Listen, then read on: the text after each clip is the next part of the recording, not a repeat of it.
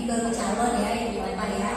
Jadi pertama-tama tentu saya mengucapkan terima kasih banyak kepada Ibu Kepala Sekolah SMP 2 Sungai Raya, Ibu Yusti Handayani, walaupun pada saat ini tidak bisa bersama kita karena sudah mempersilahkan saya di waktu saat ini. Kemudian saya ucapkan terima kasih juga kepada Ibu Bapak sekalian yang bisa menghadiri kegiatan diseminasi budaya positif ini.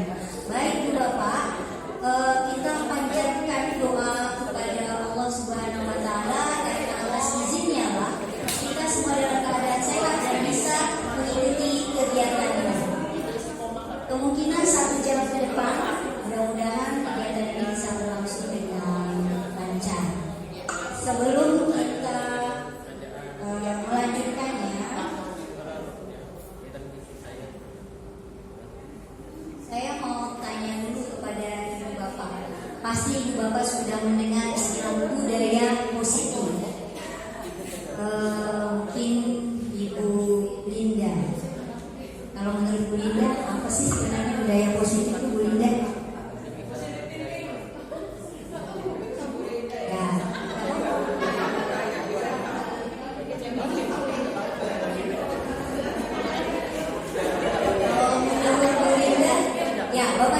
Bapak ini pasti udah biasa dengan adanya budaya apa sih ya budaya positif itu sebenarnya? Ini kan agak lama. Terima kasih Bu Fit.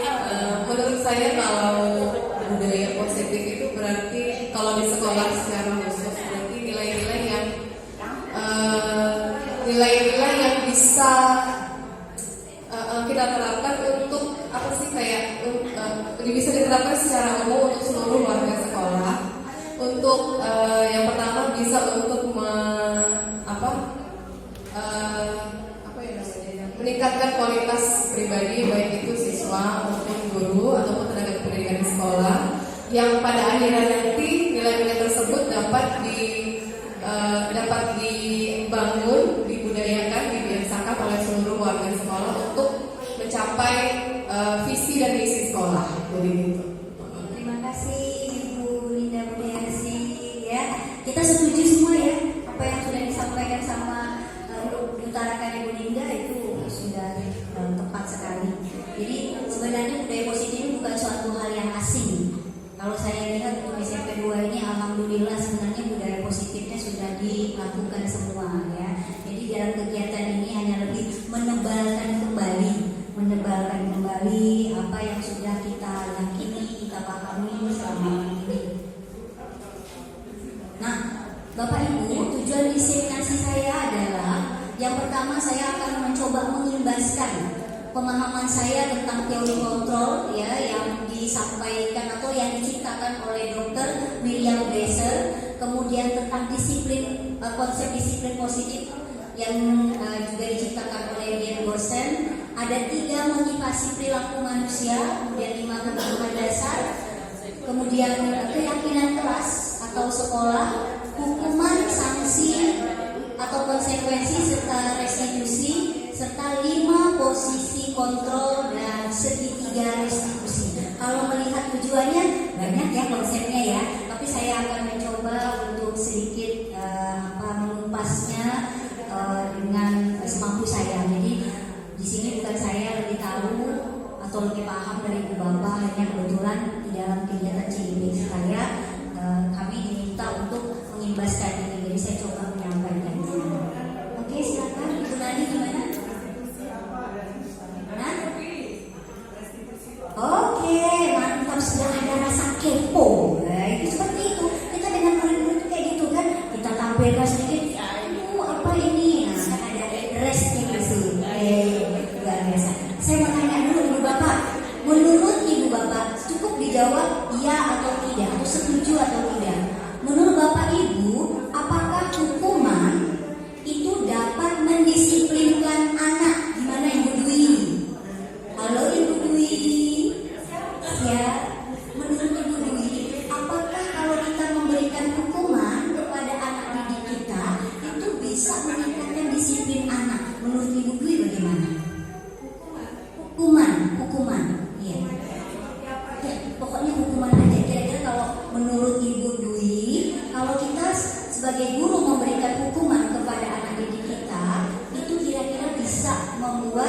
disiplin anak itu semakin bagus atau bagaimana menurut Ibu? Setuju atau tidak atau bagaimana menurut Ibu?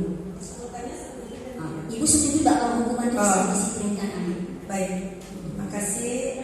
Maaf. Iya, nggak apa-apa Ibu. Sengaja saya itu supaya Ibu jadinya menjadi saya. Ya mungkin. Iya. Kalau untuk saya hukuman boleh diberikan kepada siswa sepanjang tidak menyakiti badan ataupun perasaannya. Nah, contoh hukuman seperti apa? Siswa tidak melaksanakan tugas saya.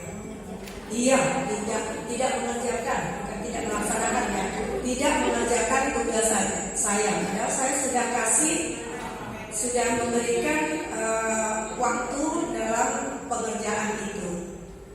Apa yang saya berikan hukuman sama si anak ini?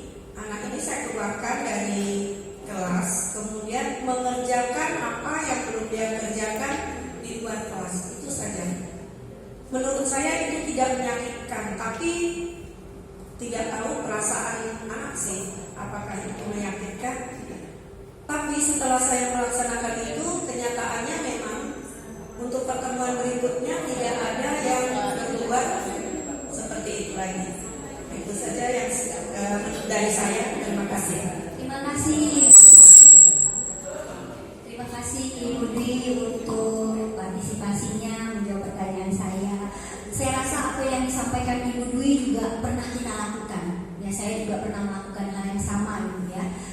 Menurut kita itu adalah yang terbaik saat itu. Baik, ini pasti akan mungkin yang akan saya sampaikan nanti mungkin itu juga ada hal-hal yang membuat saya akhirnya tertegun sendiri. Oh, gini ya, ternyata gitu kan. Jadi sebelum saya sampai kepada intinya, mari kita coba. Oke, kita ini dulu.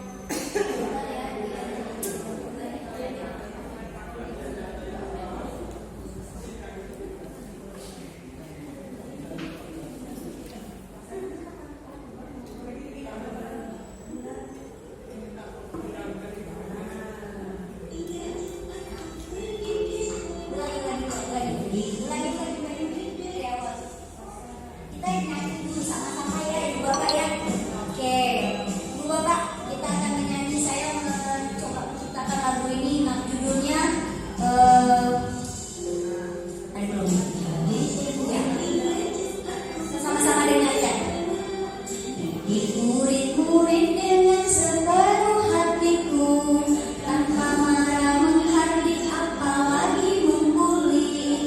Teladan dan tuntunan harus dikedepankan. Hey, kode respect, Islam, melankolis, verbal, auditori, dan juga kinestetik. Kodrat alam, kodrat zaman, jadi pegangan. Hukuman kekerasan harus dihindarkan. Dari Senin hingga Jumat ku pergi ke sekolah, murid-murid sepenuh hatiku.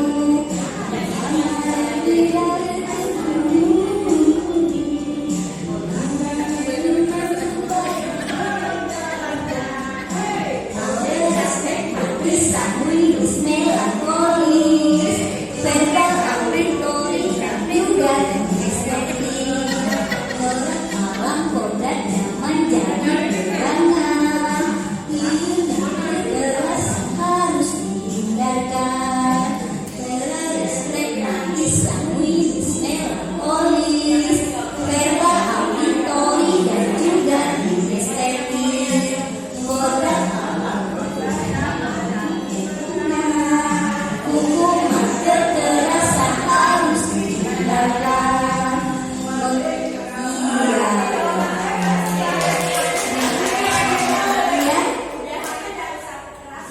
Iya betul. Ini kemarin ini juga saya Saya mau nyanyinya yang ori aja Bu, yang itu susah. Saya yang palsu, nggak mau saya yang ori. Oke, jadi dari lagu tadi ya, itu kan juga salah satu tugas saya dulu di modul 1.1.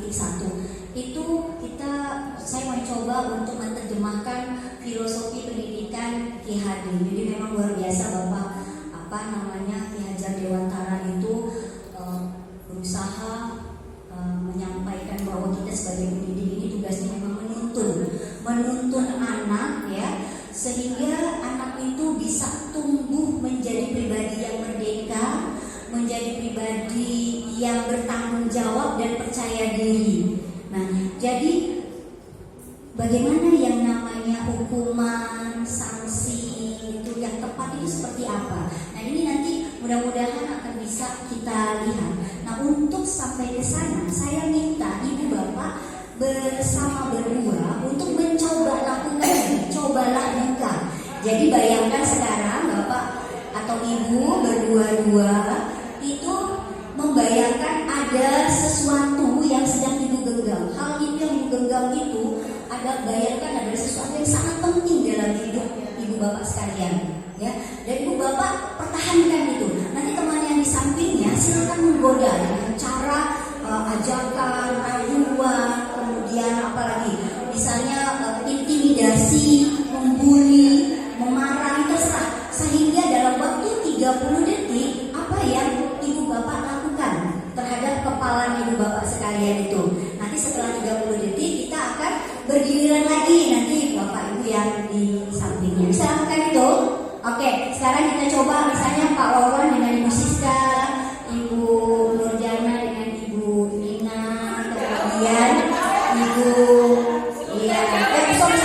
Bu Nurjana Lia dengan Ibu Nina, Bu Winanti dan dengan Yunani dan teman-teman yang lain. Ya, kita coba ya.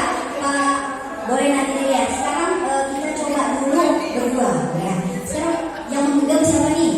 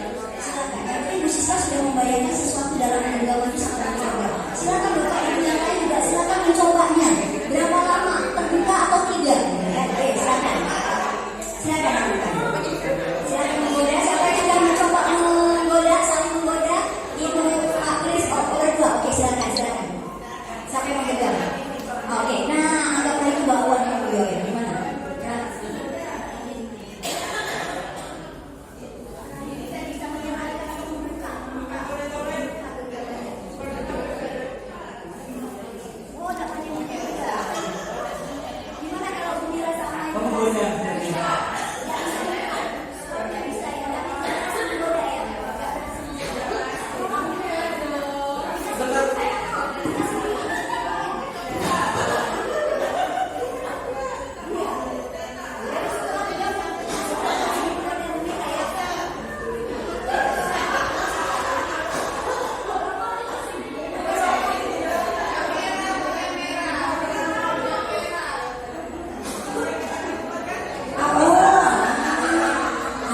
Ada duitnya. Ayo kita lihat apakah Bu Mira akan tergoda dengan godaan dari aplikasi. Sudah 30 detik tergoda belum? Tergoda gimana Bu Mira? Dibuka atau tidak mau? Oke, kita kasih hapus dulu. Bu Mira tidak mau tergoda. Kita kasih hapus dulu. Sekarang sekarang bagaimana Bu Mira? Bisa nggak menggoda Ibu Rasi?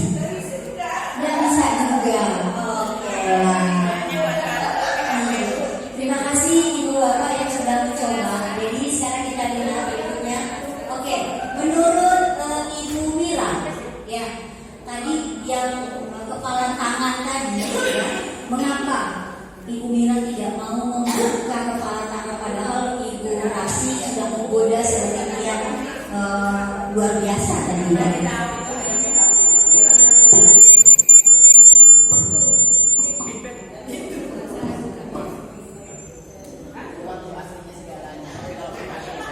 Padahal sudah ada uangnya ya, silakan. Mengapa kita tetap bertahan tidak mau membuka? Karena menurut saya yang pendirian saya tidak mudah tergoyahkan dengan duit cuma 100.000. Maunya lebih dari 100.000. Maunya lebih ya. Oke. Dengan aku lebih mahal dari 100.000. Yang apa sih yang ada di dalam genggaman itu yang sangat berharga sekali sehingga mengira tidak mau misalnya saya akan buka kok sangat berharga gitu ya. Biasanya kalau dalam diri seseorang yang berharga itu adalah biasanya harga diri, pendirian, itu kalau menurut saya. Jadi tidak bisa tergoyahkan kalau keyakinan itu tidak bisa tergoyahkan walaupun diberi dengan imbalan uang.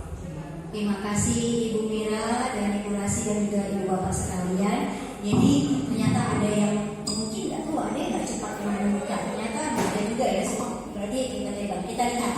Nah, pada saat Ibu Bapak tadi masih tetap mempertahankan genggaman, menurut Ibu Rasi dan Ibu Mira, kontrolnya ada di tangan siapa sih? Kontrolnya itu mau buka atau pertahankan?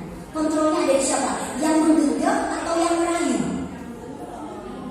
Yang menggenggam, betul sekali. Jadi memang kontrol itu sebenarnya ada di dalam diri kita masing-masing ya. Jadi mungkin kedepannya kita akan lebih berhati-hati. Makanya kenapa kemarin undangan itu saya minta tulis list ya.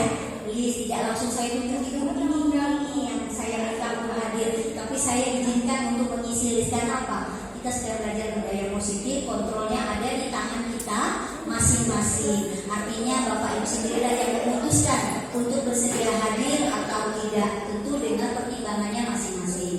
Oke, nah di sini ternyata di dalam konsep choice theory oleh William Glasser ini, sebagai guru kita juga kadang-kadang melakukan miskonsepsi ya. Kita menyatakan bahwa ada ilusi guru mengontrol murid. Kita percaya bahwa guru itu punya kontrol terhadap murid. Menurut Bapak Ibu, setelah kita mencoba melakukan coba buka tadi, benarkah kita bisa mengontrol murid? Gimana Pak Kris? Pak Kris?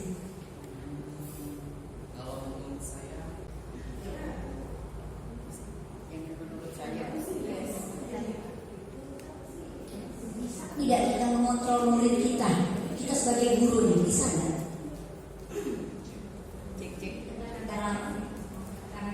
Cek.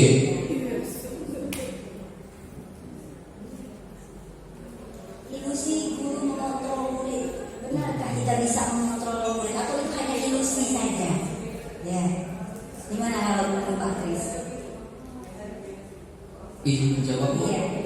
Menurut saya untuk ilusi guru mengontrol murid, kita tidak bisa sepenuhnya mengontrol mereka karena ya mereka juga sebagai murid punya kebebasan atau hak berekspresi seperti itu. Tapi peran kita lebih ke monitoring sebenarnya, monitoring mereka. Kalau mengontrol sesuai dengan 100% harapan kita tentunya tidak bisa, karena tadi murid itu kan pada hakikatnya semua berbeda, baik dari kemampuan belajar, gaya belajar, dan perbedaan lainnya. Mungkin itu yang bisa saya sampaikan. Terima kasih. Terima kasih Pak Pris, benar sekali ya. Kita tidak mampu atau tidak bisa mengontrol murid kita, ya. Itu yang harus kita yakini betul. Kemudian yang berikutnya adalah bahwa penguatan positif efektif dan bermanfaat. Mungkin begini maksudnya.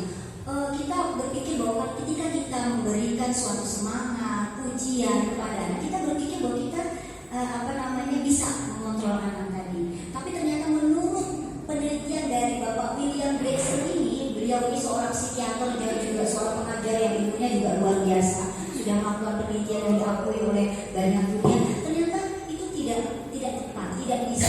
Kita tidak bisa dengan penguatan positif itu bisa melakukan pengontrolan. Kalaupun anak melakukan sesuatu, misalnya gini, kamu harus kerja apa buat aku, kamu melakukan hal yang baik, dia mungkin lakukan pada saat itu, tapi karena takut, dia lakukan tapi belum sampai di dalam hatinya, belum sampai kepada keyakinannya, dia hanya ingin menyenangkan gurunya. Jadi sifatnya hanya jangka pendek, tapi tidak untuk jangka panjang itu. Jadi sementara kita ke depannya berusaha untuk membuat anak itu semakin bisa mengontrol dirinya sendiri. Nah, inilah tujuan budaya positif itu. Kemudian yang ketiga, kita punya ilusi bahwa dengan kita mengkritik atau membuat orang merasa bersalah itu kita dapat menguatkan karakter. Tidak benar juga. Ini sebenarnya ilmu yang saya sebagai orang Muslim, saya meyakini sekali Rasulullah itu, Nabi kita yang Nabi Muhammad SAW itu, kalau beliau mendidik sahabat-sahabatnya selalu dengan hal-hal yang baik, ya, dengan cara kasih sayang, empati. Jadi bukan malah kalaupun bisa sahabatnya salah itu hanya bicara berdua dulu, gitu. Nanti hikmahnya baru dibicarakan di depan sahabatnya yang lain. Jadi tidak benar bahwa kalau kita mengkritik kemudian mengungkapkan karakter-karakter salahnya itu bisa akan menguatkan karakter anak. Itu tidak hanya akan melukai anak akan takut, gitu ya. Tapi itu pun tidak bersifat jangka panjang. Ilusi yang keempat adalah bahwa orang dewasa memiliki hak untuk memaksa. Kita kan kadang begitu ya kepada anak kita, kamu harus lakukan begini ya, kalau tidak begitu begini, atau kalau tidak nanti ibu atau umi akan begini. Nah, selalu alasannya itu karena anak melakukan itu demi orang tuanya. Tapi seharusnya sebagai orang tua, sebagai guru, sebagai orang dewasa, kita mencoba untuk membuat anak itu melihat ke dalam dirinya sendiri. Untuk kemudian kalaupun dia melakukan sesuatu, memilih sesuatu, dia sudah pikirkan dan kemudian bisa mempertanggungjawabkannya, sehingga tidak ada lagi pernyataan sehingga waktu itu kamu ibu yang suruh, kan bapak yang suruh. Nah, tidak ada lagi kata seperti itu. Tapi oke, ini memang karena keputusan saya siap akan bertanggung jawab terhadap apa yang sudah saya keputusan yang sudah saya ambil. Harapannya seperti itu nanti di depannya, dan itu tentu butuh waktu, prosesnya panjang, tapi pelan-pelan. Inilah namanya paradigma pendidikan yang sudah berubah ini. Kita benar-benar dituntut untuk berfokus kepada murid. Kalau dulu zaman kita sekolah, zaman kita masih SD, saya sendiri pribadi merasakan sangat takut kepada guru. Saya waktu tipenya, mungkin karena saya melankolis ya, nanti Bapak Ibu silakan baca cari apa itu si melankolis. Saya tuh tipenya melankolis, jadi sangat takut, sangat tidak berani berbuat salah. Karena saya itu kalau kemudian kesalahan saya ditegur di depan orang banyak itu hati saya itu langsung kayak untuk hancur gitu, diteping gitu, udah ditepung hancur lagi, gimana jadinya ya. Nah, seperti itu saya. Tapi kalau tipe polos beda lagi nanti cara bereaksi terhadap itu. Tipe sanguinis beda lagi, tipe pragmatis beda lagi cara dia menyikapi satu permasalahan. Jadi kita sebagai guru ini memang dituntut oleh pendidikan zaman sekarang ini. Tapi sebenarnya itu Bapak Ki setelah berhal seperti itu, kita memang memahami karakter anak-anak didik kita. Ya, luar biasa. Nanti pelan-pelan kita akan semakin mengenal karakter anak didik kita. Oke, kita lanjutkan. Jadi apa sih sebenarnya kata disiplin ini? Jadi menurut Bapak Pendidikan Ki Hajar Dewantara menyatakan bahwa di mana ada kemerdekaan, disitulah harus ada disiplin yang kuat. Sungguh berdisiplin itu bersifat self-disiplin, yaitu kita sendiri yang mewajibkan kita dengan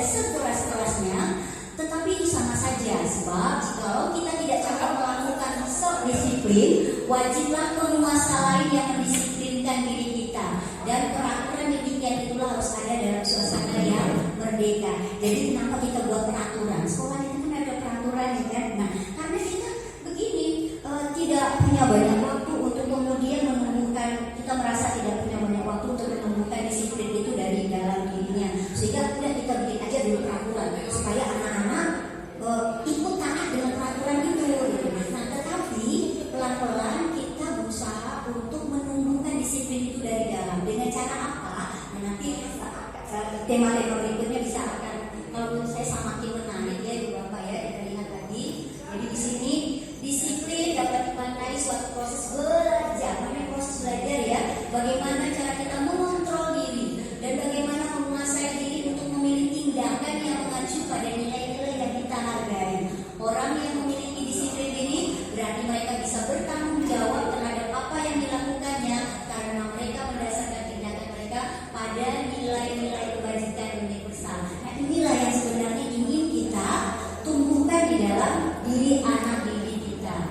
Oke, jadi kita harus berusaha untuk menciptakan anak-anak yang memiliki disiplin diri sehingga mereka bisa berperilaku dan mengacu pada nilai-nilai kebajikan universal dan memiliki motivasi intrinsik bukan ekstrinsik. Jadi kalau kemarin saya minta Ibu Bapak untuk mengisi list itu ya, ini saya juga sedang menerapkan disiplin budaya positif ini. Saya tidak bisa memaksakan Ibu Bapak untuk hadir di kegiatan saya. Kalaupun seandainya nanti yang saya kan diminta untuk 10 orang di gimana, tapi kalau tidak bisa 10 orang, ya saya tetap harus laksanakan karena itu menjadi tanggung jawab saya ketika saya sudah berada di dalam sistem ini. Jadi saya tetap harus selesaikan.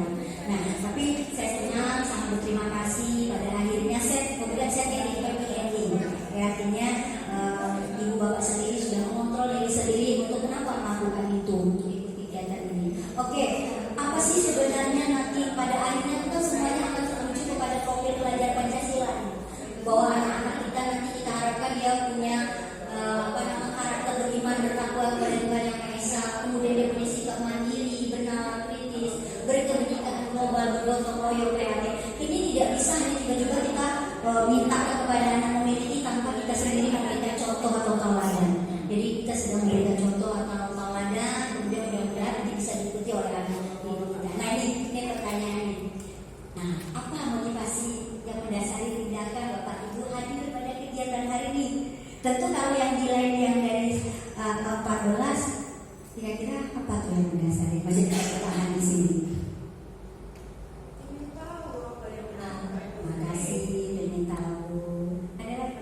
Kalau saya datang pikir Bu ada pertemuan seperti ini. Saya pikir rapat. Iya, ada rapat ya Bu ya. Ternyata di prank Bu hari ini kena prank. Tiba-tiba kena prank oleh Bu Fitri gitu ya. Iya. Tidak apa-apa Ibu. Oke. Jadi di sini kata mengatakan bahwa kita melakukan sesuatu itu ada 3 hal yang mendasari ya Bu ya. Bisa kata menghindari ketidaknyamanan dan hukuman. Kira-kira akan adakah ketidaknyamanan atau hukuman kalau tidak hadir di sini? Insya Allah saya tidak akan menghukum atau membuat Bapak Ibu merasa bagaimana. Saya tidak, makanya saya isi minta list aja gitu kan ya. Kemudian walaupun sebenarnya saya semalam sempat sedih, menangis sendiri saya. Namanya orang melankolis, jadi saya nangis sendiri gitu kan ya. Oke, kemudian ingin dilihat dan dipuji oleh dukun. Tidak ada. Kita hadir di sini tidak ada yang puji kita kan ya. Tidak ada yang puji kita. Apakah yang ketiga ini ingin menjadi pembelajar sepanjang hayat, kemudian menghargai dan kebajikan diri sendiri? Saya yakin Ibu Bapak masih tetap bertahan di sini karena yang ketiga. Benar atau benar? Benar atau tidak? Benar atau benar? Ingin menjadi pembelajar sepanjang menghargai kata Ibu Bunda. Saya ingin tahu apa sih yang sedang ingin dibicarakan Bu itu? Nah, itu yang menandakan bahwa pembelajar sepanjang hayat itu di situ. Atau bisa juga karena ingin menghargai dan kebajikan. Maksud gini, Pak, ini kan mungkin teman saya. Kok biasa kemana-mana saya tidak isi juga ya? Dia tidak tahu ternyata Bu semalaman menangis.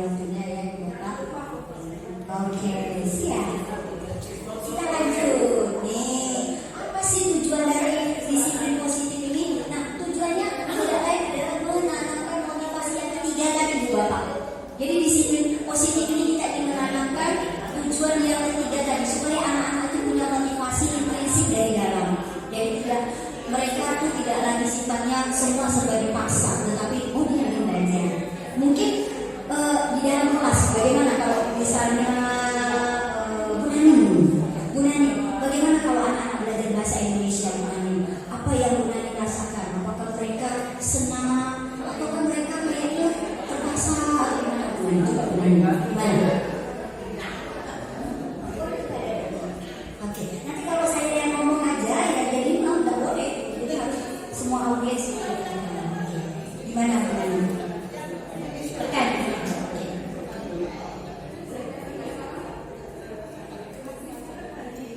Halo. Ya, silakan. Gimana kalau Bu Nani melihat anak-anak Bu Nani ketika belajar bahasa Indonesia? Kira-kira motivasi mereka kalau pakai persen berapa persen? Mungkin 60%. 60% juga. Oke. Tapi Ibu melihat anak lain nggak? Dari awal kita mulai belajar, benar ya? Rasanya kita melihat anak-anak sudah mulai itu apa rasa sebenarnya ya? Iya, benar sekali. Pasti ada strategi yang dilakukan Ibu Nani sehingga membuat anak-anak itu terus bertumbuh motivasinya. Ya kan, betul kan? Sehingga mungkin ada sedikit, mungkin nanti dengan cerita dan segala macam untuk kemudian anak itu merasa oh saya senang belajar gitu kan bahasa Indonesia. Nah, benar sekali. Itu ya, benar ya. Oke, terima kasih Bu Nani.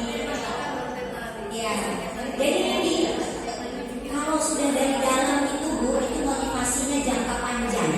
Ya, kan kita maunya yang jangka panjang tadi bukan yang jangka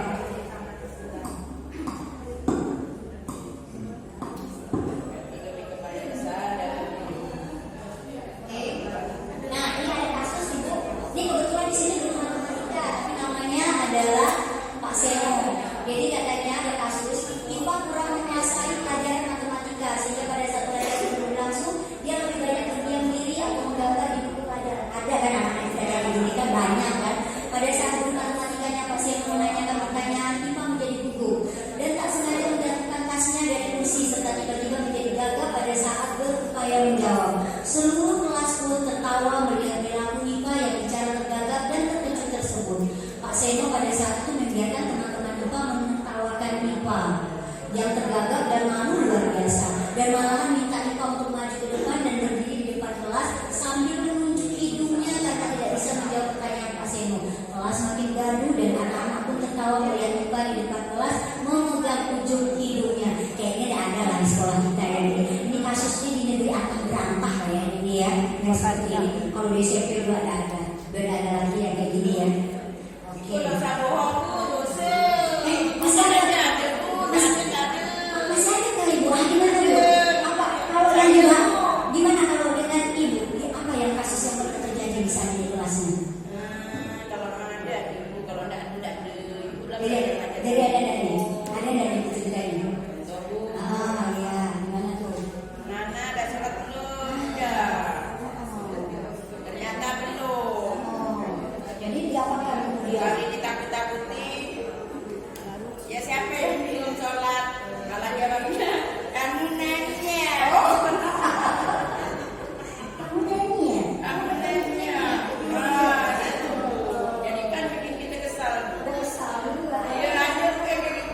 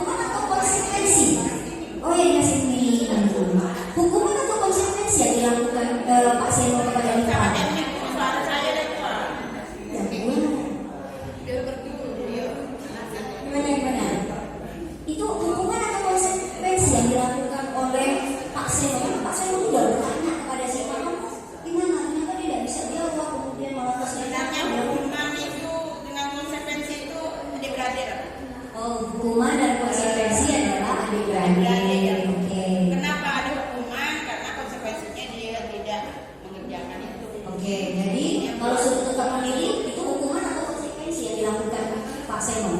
Kalau Ibu pilih apa? lebih baik konsekuensi daripada itu. Yang dilakukan Karena itu konsekuensi. kalau konsekuensi itu lebih tahu dari awal.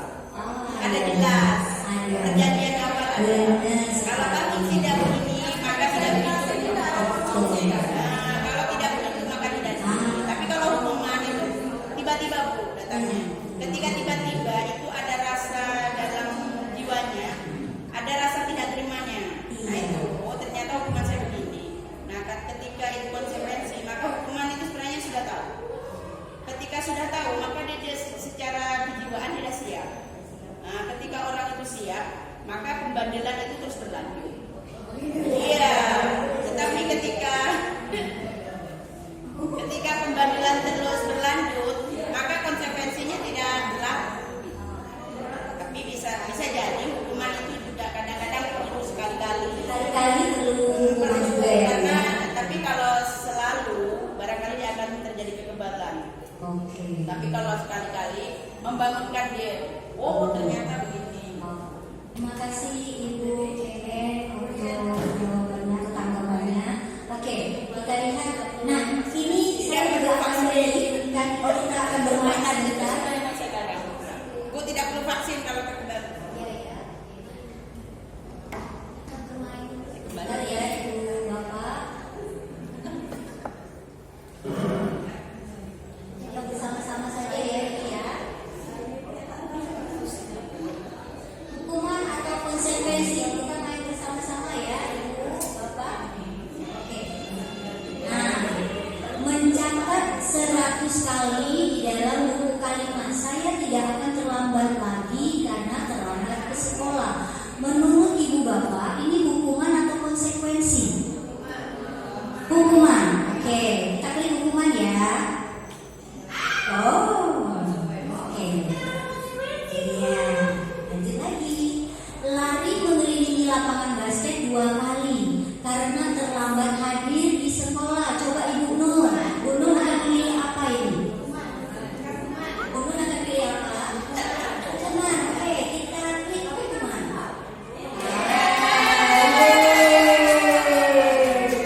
Oke, yang berikutnya, murid diminta bertelanjang kaki sebanyak hari karena tidak menggunakan sepatu warna hitam sesuai peraturan sekolah. Konsekuensi atau hukuman Ibu Cici? Bu Cici pilih apa? Bu Cici pilih apa? Konsekuensi ya, oke. Oke, kita lanjut yang keempat.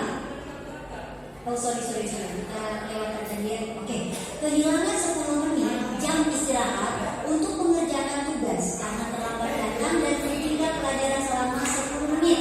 Coba Ibu Nani, ya silakan Anda. Apa?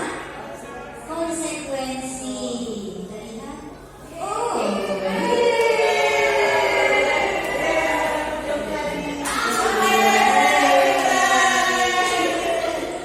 Berikutnya,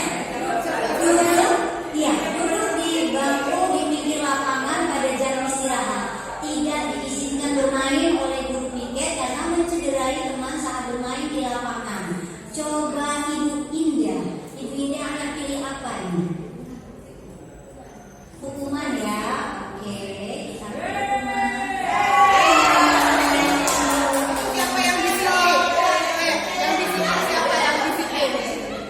Silakan coba Ibu Marta. Ibu Marta akan pilih apa di sini? Membersihkan coretan yang dibuatnya di meja tulis. Hukuman atau konsekuensi? Konsekuensi, kita lihat. Iya. Lanjut. Oke. Berdiri di depan kelas sambil mengangkat kaki 1 karena tidak bisa lihat. Coba Pak Satis masih ada Pak Satis. Pak Satis pilih apa? Ya? Konsekuensi.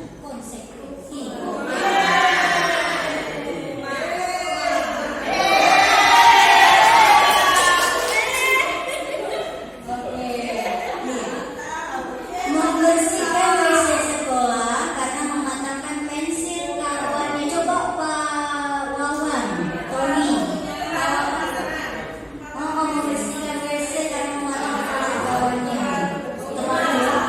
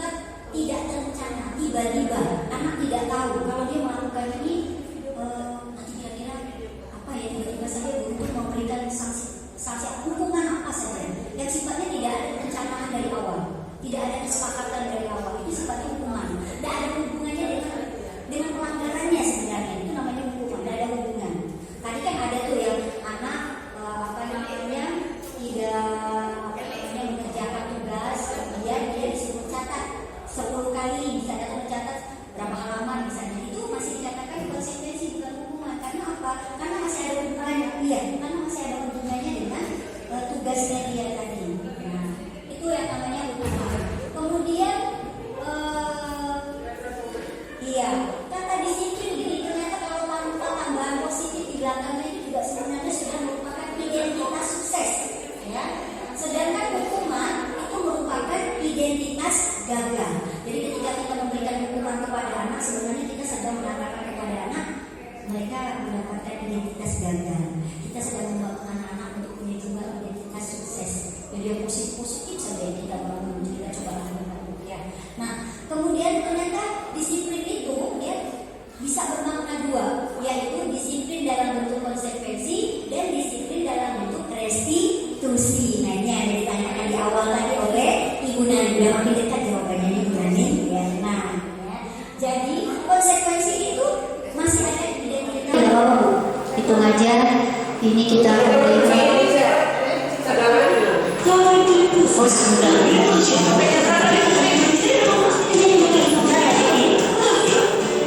Nah, kita nonton dulu bersama ini. Ini 5 posisi. Silakan Bapak Ibu kita nikmati dulu nih. Kita nih.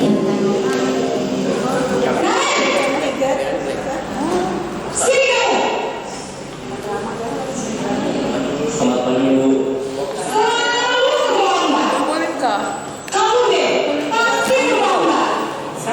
Bu, saya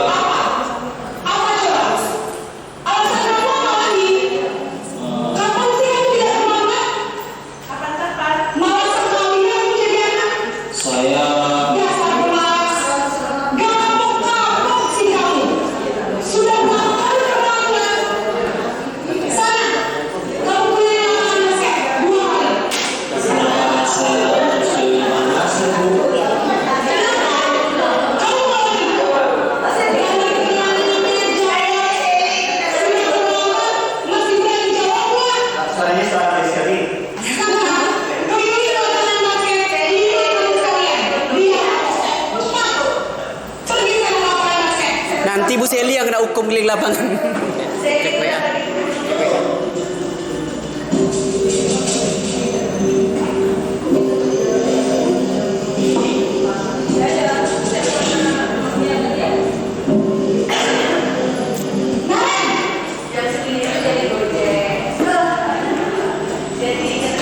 selamat pagi Bu.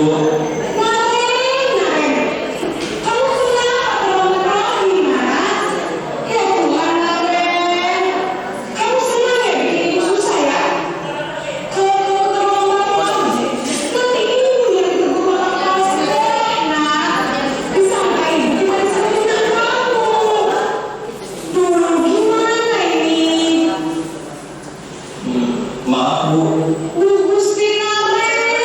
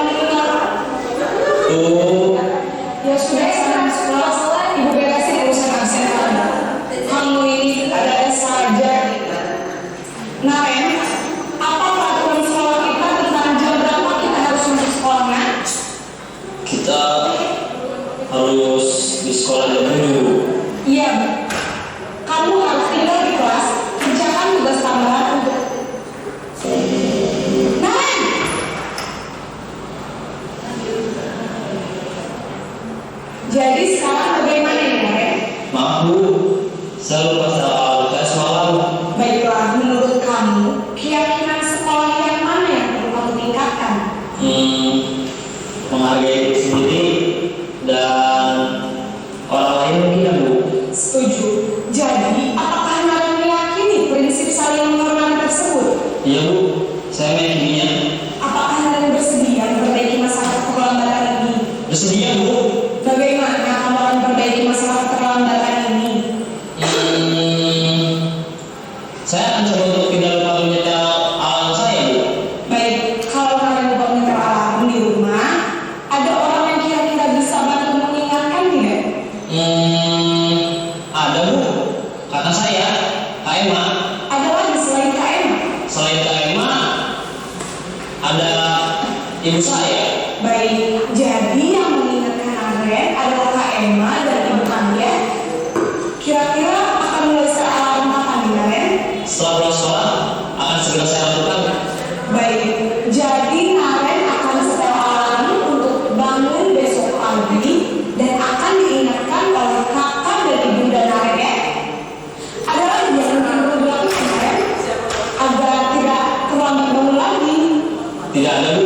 Baik Naren, terima kasih untuk kerjasama kamu. Sekarang kamu perlu kembali ke kafe untuk belajar. Baik, Bu. Terima kasih. Jadi kalau berdasarkan dari video yang tadi kita tonton bersama, itu ada 5 posisi kontrol guru, ya, yaitu ada yang namanya penghukum, pembuat rasa bersalah, ya, kemudian ada juga ada 5 posisi kontrol, yaitu pertama adalah penghukum, pembuat rasa bersalah, kemudian sebagai teman, ya, kemudian sebagai pemantau, dan yang terakhir sebagai manajer. Nah, sebenarnya yang diharapkan dalam posisi budaya positif itulah kita sebagai manajer. Manajer itu yang paling ideal. Kira-kira kalau Bapak Ibu sekarang posisinya ada di mana? Apakah penghukum? Apakah sebagai pembuat rasa bersalah? Itu bisa dilihat dari pernyataan-pernyataan yang disampaikan kepada murid. Kemudian apakah merasa seperti teman, ataukah merasa sebagai seorang pemantau, atau sudah menjadi seorang manajer? Kita diminta untuk kembali merenungi diri kita masing-masing. Kebanyakan kita ini mungkin posisinya sebagai teman, sebagai pemantau. Ya, kalau pemantau itu punya catatan hukum. Misalnya, oh kamu ingatkan peraturan, sebaiknya kamu melanggar peraturan ya, kan peraturan kita begini-begini. Nah, seperti itu pemantau. Tetapi kalau manajer itu ada pertanyaan-pertanyaan yang nanti kita arahkan supaya anak bisa berbalik menilai kepada dirinya sendiri. Oke, kita lihat. Nah, ketika anak bersalah, kita tidak bisa memotivasinya, ya, tapi kita hanya bisa menciptakan kondisi agar mereka bisa melihat ke dalam diri mereka. Kita seharusnya mengajar mereka untuk menyelesaikan masalah mereka sendiri dan berusaha membalikkan mereka ke kelompok mereka dengan karakter yang lebih. Inilah yang dikenal dengan restitusi. Jadi ini Bu Nani, kita mau mencoba di dalam budaya positif ini menebarkan masalah restitusi ini. Nanti kita selalu menghadapi masalah dengan segitiga restitusi. Mudah-mudahan Ibu Bapak nanti bisa menerapkannya kepada anak didiknya setelah kegiatan ini. Kemudian untuk membantu mengenali kebutuhan dasarnya, kan ada tadi yang kuis itu bisa. Kalau ternyata anak itu ada perasaannya sedih, kalau kita nanya ikhlas, berarti dia sedang butuh cinta dan kasih sayang. Kalau dia sedang merasa terpaksa atau lebih banyak beban, berarti dia sedang membutuhkan kebebasan. Kalau ternyata dia takut, orang kayak kita sekarang ini kan sebenarnya takut gara-gara kelaparan, itu istilah sedang kebutuhan kita adalah rasa aman. Kemudian kalau kita bosan, itu bicara tentang kesenangan, kebutuhan rasanya. Oke, bagaimana untuk segitiga restitusi ini yang kita harapkan dapat menciptakan kondisi bagi murid untuk memperbaiki kesalahan mereka sehingga mereka bisa kembali ke kelompok mereka dengan karakter yang lebih baik. Oke, kita lihat. Jadi dia nanti akan mengubah kebiasaan dan kecenderungan untuk mengomentari orang lain menjadi mengomentari diri sendiri. Menyatakan orang yang bahagia akan mengevaluasi diri sendiri, orang yang tidak bahagia akan mengevaluasi orang lain. Jadi nanti kita berharap kita semua ini dan anak didik kita lebih banyak dia bukan lagi terus menyalahkan orang lain, mengontrol orang lain, tapi lebih kepada mengontrol diri sendiri. Ini yang sedang kita mau tumbuhkan, ya. Oke, apa saja tahapan 3 restitusi ini? Ini ada 3 langkah Bapak Ibu, yaitu menstabilkan identitas. Jadi di sini dalam teori Cantillon kita mengatakan bahwa kita semua akan melakukan hal yang terbaik. Semua kita pasti melakukan yang terbaik. Bapak Ibu sekarang berkurang itu semua masing-masing dengan kebutuhan dasarnya. Dan menurut mereka itu adalah yang terbaik saat ini. Jadi kita harus memakluminya. Oke, berikutnya kita harus validasi tindakan yang salah. Semua perilaku itu memiliki alasan. Jadi semua jangan anak kita misalnya, kamu banyak alasan ya. Kalau begini alasan tuh tidak. Kita tetap harus dituntut sabar untuk kemudian untuk memvalidasi kesalahan mereka. Kemudian menanyakan keyakinan, kita semua memiliki motivasi internal. Jadi kita tanyakan keyakinannya dari dalam tadi. Nah ini segitiga restitusi ya Ibu Bapak. Kita lanjut saja. Jadi ini menstabilkannya dengan cara apa? Tadi kalimat-kalimatnya itu adalah mengubah identitas. Kita bisa kalimatnya gini, bahwa tidak manusia itu tidak ada yang sempurna. Semua pernah membuat kesalahan. Kita buat dulu anak itu ketika dia salah, oke. Kita semua pernah membuat kesalahan, kan gitu kan? Sehingga dia tadi yang merasa ketakutan, merasa gagal, dia bisa iya berarti bukan hanya saya yang salah, semua orang juga pernah ya. Kamu berhak merasa begitu. Apakah kamu sedang menjadi teman yang baik buat dirimu sendiri? Nah, itu pertanyaan-pertanyaan yang bisa kita sampaikan kepada anak-anak kita yang sedang melakukan kesalahan. Oke, kemudian yang kedua, validasi tindakan yang salah. Setiap tindakan kita ya yang kita lakukan ada tujuannya. Jadi untuk memenuhi kebutuhan dasar. Jadi kalau kita memahami kebutuhan dasar mereka tadi, maka sebenarnya kita akan menstimulus mereka untuk berpikir proaktif dari dalam. Apa nih yang harus dia lakukan? Berdasarkan kebutuhan dasar mereka tadi. Kebutuhan dasar tadi ada 5 kan? Nah dari situ. Nah pertanyaannya adalah seperti ini. Kamu bisa dalam melakukan yang lebih buruk dari ini ya. Jadi seakan-akan jadi seperti mendukung mereka, gitu kan? Kamu pasti punya alasan mengapa melakukan itu. Kamu patut bangga pada dirimu sendiri karena kamu telah melindungi sesuatu yang penting buatmu. Kamu boleh mempertahankan sikap itu, tapi kamu harus mengambil sikap yang baru. Jadi itu pernyataan-pernyataan yang sifatnya memvalidasi. Kemudian yang terakhir, yang ketiga adalah menanyakan keyakinan. Jadi ini kita tanyakan lagi kepada dasar dalam diri anak-anak bahwa ada identitas sukses ini. Jadi langkahnya adalah kita akan menanyakan seperti ini. Apa yang kamu percayai atau apa yang kita percaya sebagai kelas atau keluarga, gitu kan? Apa nilai-nilai umum yang kita telah sepakati? Nilai-nilai apa yang sudah kamu melanggar? Bagaimana kamu memperbaikinya? Bukan kita yang memutuskan kamu harus begini kamu. Biarkan dia sendiri. Memang itu butuh waktu. Jadi kita semua diminta jadi guru BK semuanya. Ya, jadi guru BK semua seperti itu. Kamu mau jadi apa? Harus seperti ini. Dan dia berpikir, gitu kan? Oke, seperti itu. Ini juga sebenarnya ada link untuk saya melakukan kegiatan kemarin segitiga restitusi, nanti bisa ditonton. Oke, ini yang terakhir Bapak Ibu refleksi saya ya. Jadi ketika saya belajar di CDP ini sampai ke tahap modul 1.4, saya merasakan walaupun selama ini saya katakan bahwa saya bukan seorang guru yang hukum, tetapi saya juga belum sampai kepada tahap yang manajer. Tetapi setelah belajar seperti ini, saya terus mencoba memperbaiki diri untuk bisa pelan-pelan berproses naik menjadi seorang manajer tadi. Artinya apa? Memang tugas kita adalah untuk setiap anak itu unik seperti di dalam lagu pertama saya tadi, dengan karakter mereka masing-masing yang ada 4 karakter itu ya. Kemudian dengan gaya belajar mereka, kita hanya belum menemukan buahnya saja, tapi potensi mereka yang diciptakan Allah itu semua unik, menarik, dan tidak ada istilahnya penghakiman kita terhadap anak yang tidak mampu mungkin dalam pelajaran kita, tapi mereka punya potensi di mata pelajaran yang lain, sehingga kita bisa belajar masuk ke kelas itu dengan aman, nyaman, rasa bahagia, dan kita bisa membuat anak itu juga bahagia. Itu yang saya merasakan ikut kegiatan ini, walaupun mungkin berlelah-lelah, tetapi saya senang bisa belajar, saya senang terus termotivasi untuk terus menambah pemahaman saya, karena menjadi pendidik ini insya Allah pahalanya juga banyak. Tapi kalau kita tidak memanfaatkan betul-betul, peluang dosanya juga banyak ya Ibu Bapak ya. Tapi saya percaya guru-guru SMP 2 dengan segala banyak kendalanya atau tantangannya itu semua sudah mulai jauh lebih baik mungkin dari dulu ketika saya menjadi murid di sini. Saya pernah menjadi murid di sini ya. Dari tahun 86 jadi saya tahu. Saya juga pernah punya luka dengan di masa kita menjadi murid, dan Ibu Bapak sekalian pasti punya. Dan itu memang teringat lama sampai hari ini itu teringat. Nah, akankah lebih baik jika kita memberikan kenangan-kenangan yang manis, yang indah kepada anak didik kita.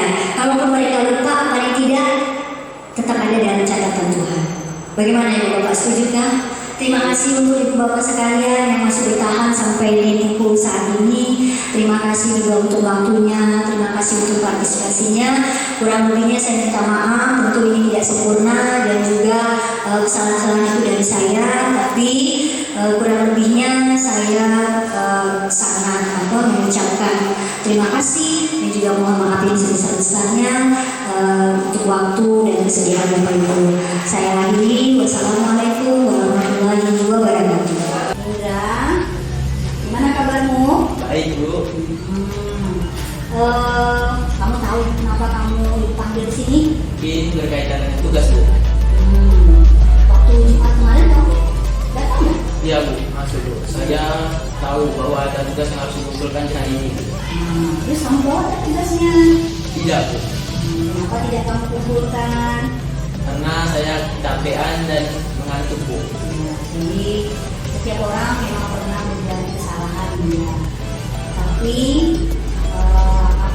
kesalahan itu bisa menjadi jalan kita untuk memperbaiki diri. Nah, setiap tindakan itu pasti ada rasanya. Kenapa kamu tidak mengerjakan tugasmu dan mengumpulkannya?